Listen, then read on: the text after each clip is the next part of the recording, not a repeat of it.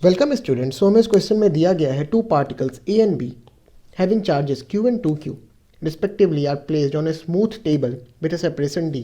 A third particle c is to be clamped on the table in such a way that the particles a and b remain at rest on the table under electrical forces.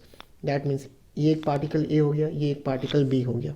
ठीक है, इनके बीच का जो distance है वो है d। Now हमें ये कहा गया है कि एक थर्ड पार्टिकल c हम प्लेस करते हैं इस टेबल पे such that a and b जो है रेस्ट पे होंगे। दैट मीन्स हमें इस लाइन में ही थर्ड चार्ज c को प्लेस करना होगा और हमें क्या निकालना है, what should be the charge on c and where should it be clamped. So यहाँ पे अगर हम इस पॉइंट पे थर्ड पार्टिकल c को प्लेस कर दें और हम एज्यूम कर लेते हैं let the charge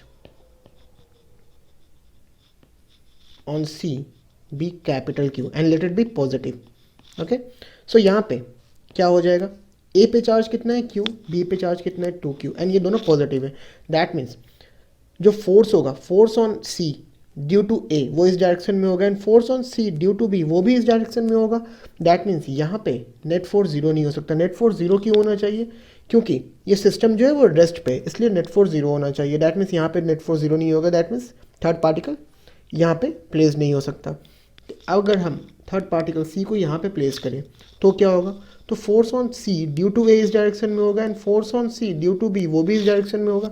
that means यहाँ पे भी कहीं भी थर्ड पार्टिकल को हम प्लेस नहीं कर सकते। अब हम एज्यूम करते हैं कि थर्ड पार्टिकल C जो है वो इन दोनों के बीच में कहीं प्लेस्ड है। ठीक है, with charge Q। Now assume करते हैं कि A से जो C का डिस्टेंस है वो x है, तो B से C का डिस्टेंस कितना हो जाएगा, d माइनस एक्स।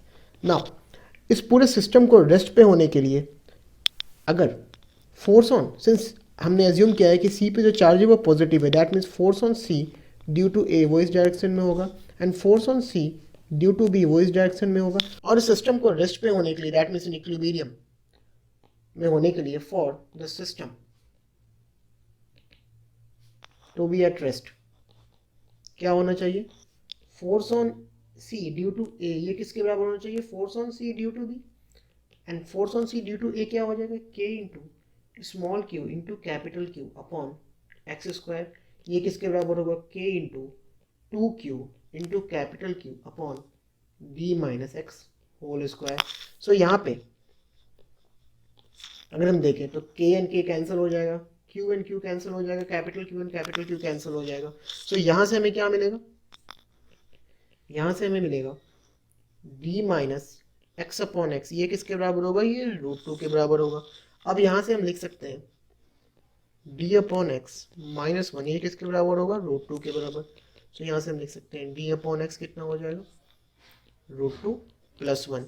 और यहाँ से जो x की वैल्यू आएगी वो कितनी हो जाएगी, d अपॉन √2 प्लस वन। अगर हम इसे रेशनलाइज कर दें, दैट मीन्स √2 माइनस वन से ऊपर नीचे मल्टीप्लाई करें तो क्या होगा, ये हो जाएगा d into √2 minus one upon one. ठीक है, दैट मीन्स ये हो गया थर्ड पार्टिकल C का distance such that A and B rest पे हो।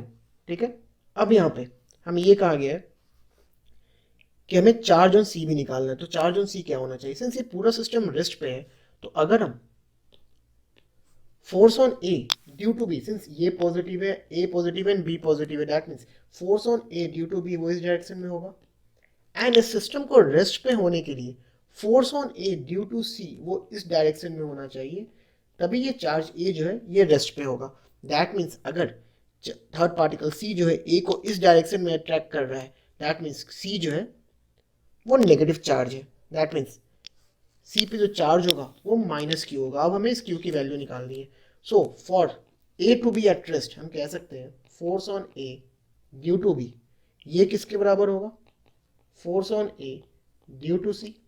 अब यहाँ से हम लिख सकते हैं force on A due to B कितना हो जाएगा, K into Q into 2Q upon D square and force on A due to C कितना हो जाएगा, K into Q into capital Q upon X square. So अब यहाँ से के एंड के कैंसिल हो जाएगा, 1Q कैंसिल हो जाएगा और हमें यहाँ से वैल्यू क्या मिलेगी इसकी, ये हो जाएगा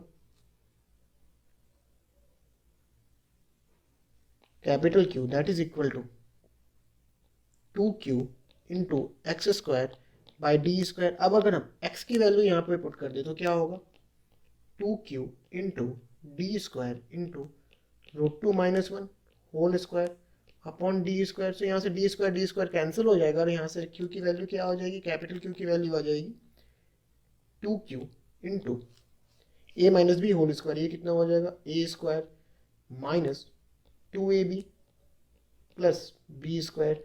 सो यहाँ से हम लिख सकते हैं कैपिटल Q की जो वैल्यू होगी वो कितनी होगी, 2q into 3 minus 2√2। That means यहाँ से कैपिटल Q की वैल्यू क्या हो जाएगी, q इंटू 6 माइनस 4√2। और अगर हम साइन की बात करें तो वो क्या होगा, माइनस।